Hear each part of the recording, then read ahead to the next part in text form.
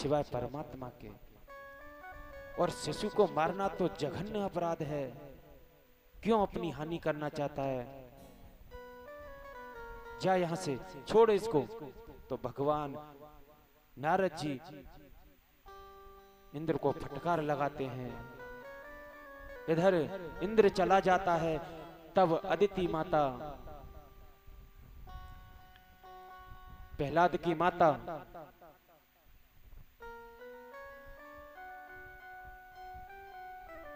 कहती है प्रभु अब मैं कहां जाऊं?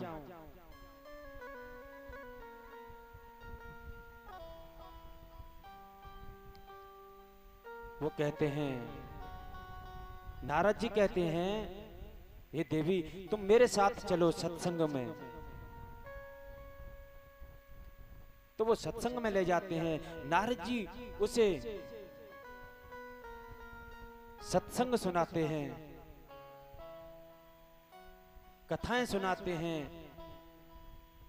भक्तिमय कर देते हैं। इधर हिरण्याकश्यप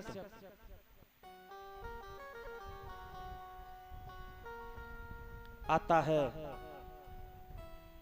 वरदान मांग के, और वरदान में क्या मांगता है कि मैं न ऊपर मरूं, न नीचे मरूं, न नर से मरूं, न नारायण से, न दिन में मरूं, न रात में मरूं, न 12 महीने में मरूं। बहुत वरदान मांगता है। लेकिन भगवान कहते हैं जो ज्यादा होशियार बनता है उसे चोट खानी पड़ती है साहब, कहीं न कहीं कुछ न कुछ रह जाता है। अब वो अपने मन में सोचता है कि मैं तो अमर हो गया हूं,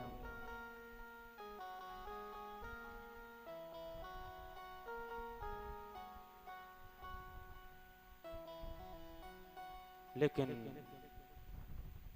भगवान कोई न कोई रास्ता देख लेते हैं दुष्ट को मारने के लिए। अब वो लौट कर आता है। प्रहलाद जी 5 वर्ष के होते हैं, प्रहलाद जी का जन्म हो जाता है। वो 5 वर्ष के होते हैं तो गुरुकुल भेज दिया जाता है। और प्रहलाद जी के गुरु हैं षंड और अमरक, ये दोनों गुरु हैं। ये पेट भरने की विद्या सिखाते हैं, लेकिन प्रहलाद जी गर्भ में ही भगवान का भजन करना सीख गए, भक्ति करना सीख गए। इसलिए वो पेट भरने की विद्या नहीं सीखते, वो इस स्कूल में बैठ करके भगवान का कीर्तन करते हैं। यह देख करके दोनों गुरु घबरा जाते हैं, बोलते हैं ये क्या सीख रहा है, हम इसे सिखाते कुछ हैं और सीख क्या रहा है।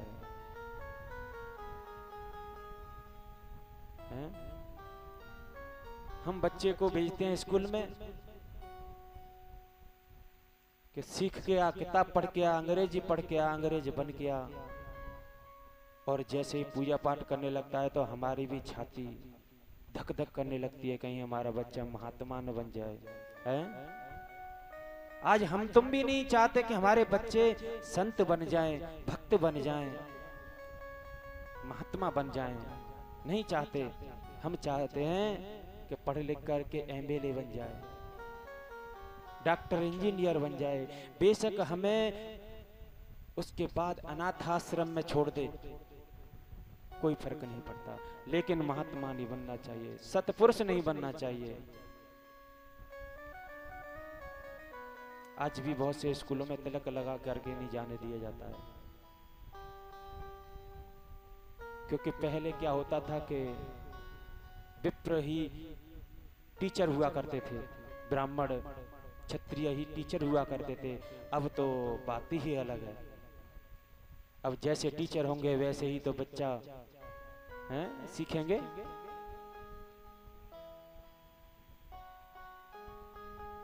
आज बच्चों को धर्म नहीं सिखाते बल्कि कर्म सिखाते हैं। पहले ऐसे होते थे कि ठाकुर ब्राह्मण के अलावा कोई टीचर नहीं हुआ करता था, और वो अच्छी शिक्षा देते भी थे। आजकल क्या क्या सीख के आ रहे हैं आप सब जानते हैं। बड़े हुए नहीं, लव मैरिज में पड़ गए, लव करने लगे, पढ़ाई वढ़ाई कम और इन ठुकर्मों में ज्यादा पड़ जाते हैं। रिलेशनशिप क्या बोलते हैं, ऐसे ही बोलते हैं ना, रिलेशनशिप।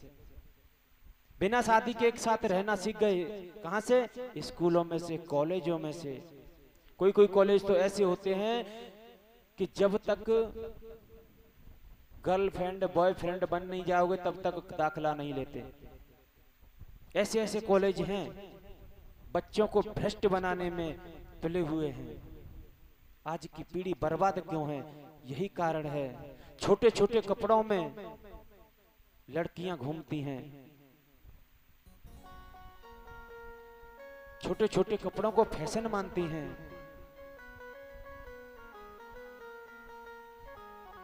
अब ये स्कूलों का असर नहीं है तो कहाँ बात आओ। घर पे शिक्षा मिले, संस्कार मिले तो बढ़िया कपड़े, बढ़िया रहन सहन होनी चाहिए ना।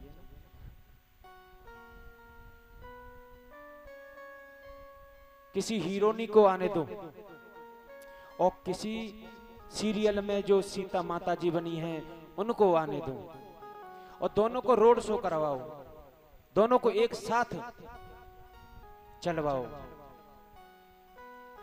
1 किलोमीटर तक और देखो किसको कैसा रिस्पॉन्स मिलता है। जो हीरोनी होगी, जो आधे कपड़े में चल रही है, उसको गंदी नजर से देखेंगे, गंदी कमेंट करेंगे, गंदा गंदा शब्द बोलेंगे। और जो माता सीता का सीरियल किया है, जो माता का रूप लिया था, उसको प्रणाम करेंगे, पैर छुएंगे। क्या कोई किसी हीरोनी के पैर छूता है? या किसी हीरो के पैर छुए जाते हैं? नहीं।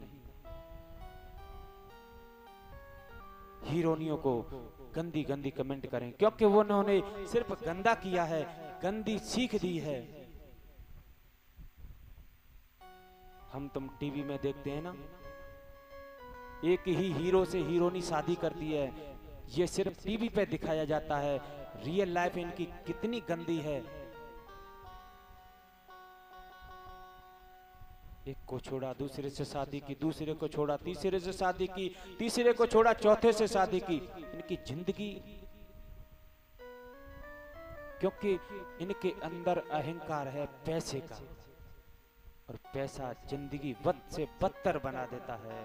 मैं तो कहता हूं जो सुख गरीबी में है वो अमीरी में सुख ना है। 4-4 गोलियां नींद की खा करके तब भी नींद नहीं आती पैसे वालों को। और किसी गरीब को बोरी बिछा करके सुला दीजिए, चारों डंडा चित्त पर जाएगा, आराम से नींद लेगा, उसे कोई टेंशन नहीं है।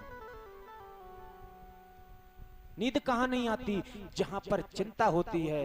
नींद कहां नहीं आती? जहां डर होता है। नींद कहां नहीं आती? जहां भय होता है। पैसे वालों को पैसे जाने का भय, कहीं मेरे पीछे कोई चोर आ गया, मेरे धन को ले जाएगा। इनके जिंदगी में सुख चैन नहीं है।